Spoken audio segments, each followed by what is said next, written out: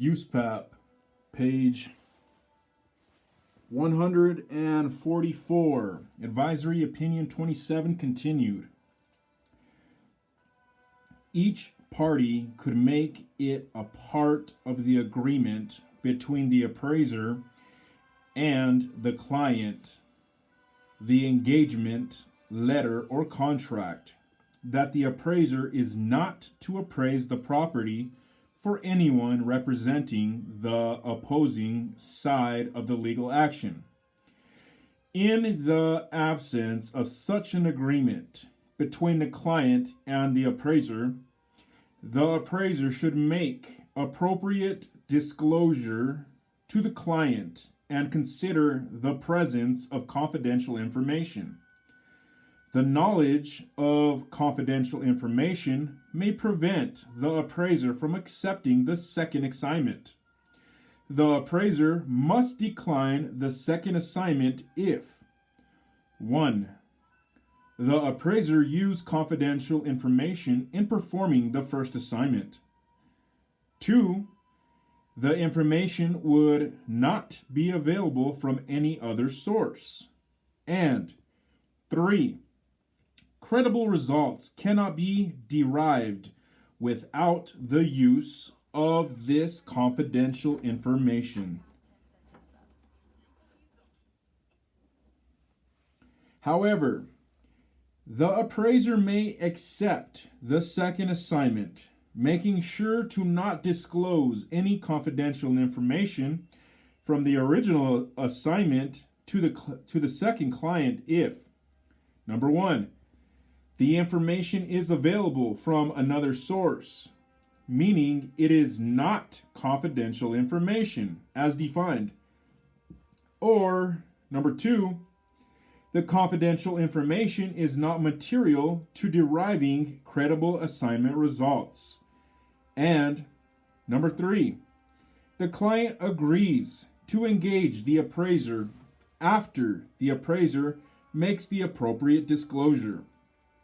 However, the appraiser must ensure that confidential information is not disclosed, even if it has no impact on the assignment results, such as the litigation strategy of attorneys representing the first client.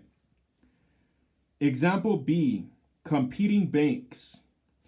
If an appraiser has appraised a property for Bank A and then is approached by Bank B to appraise the same property, does USPAP prohibit acceptance of this second assignment? Answer, no.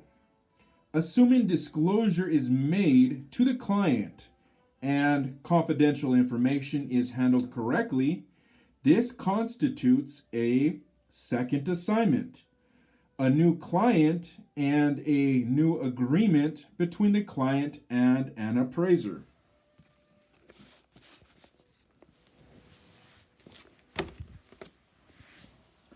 Page 145. Advisory Opinion number 28, AO-28. This communication by the Appraisal Standards Board, ASB, does not establish new standards or interpret existing standards.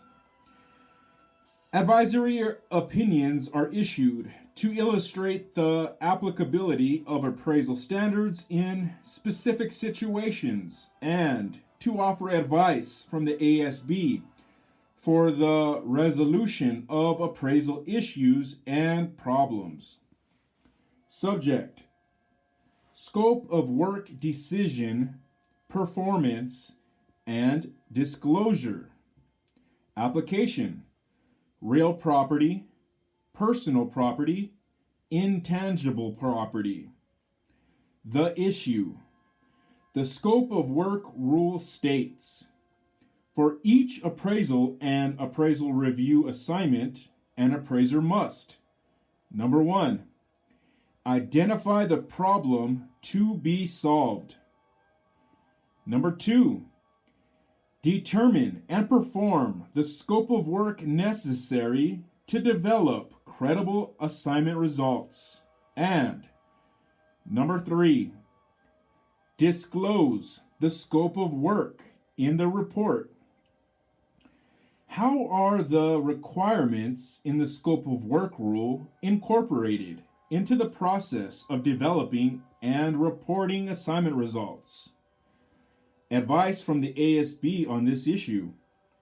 Problem identification. Problem identification is the beginning point of every assignment. The appraiser must gather and analyze the information needed to properly recognize the appraisal or appraisal review problem to be solved. The information necessary for problem identification is presented in each standard that addresses the development process for an appraisal or appraisal review assignment.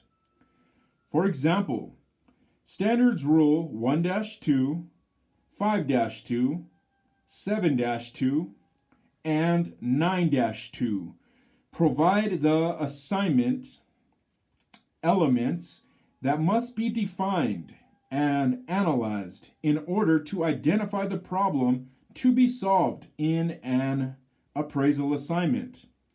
These assignment elements include the client and any other intended users, intended use of the appraiser's opinions and conclusions, type and definition of value, effective date of the appraiser's opinions and conclusions, subject of the assignment and its relevant characteristics, and assignment conditions. Identifying the problem to be solved is required in order to make critical judgments in determining the appropriate scope of work. Therefore, the assignment elements necessary for problem identification in an appraisal or appraisal review assignment also serve as reference points in determining whether the scope of work performed was appropriate to provide credible assignment results. Additionally, proper identification of the problem to be solved is required for compliance with the competency rule, which states an appraiser must determine prior to agreeing to perform an assignment that he or she can perform the assignment competently. Competency requires, number 1, the ability to properly identify the problem to be addressed.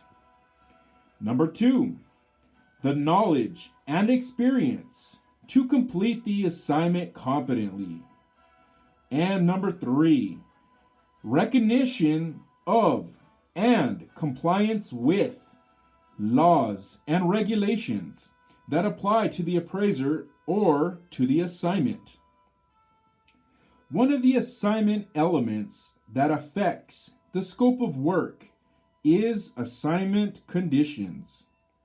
Some assignment conditions are not a matter of choice, such as an inability to inspect a property because it has been destroyed. Other assignment conditions are a matter of choice, such as a client's request to perform a desktop appraisal of machinery and equipment to reduce fees.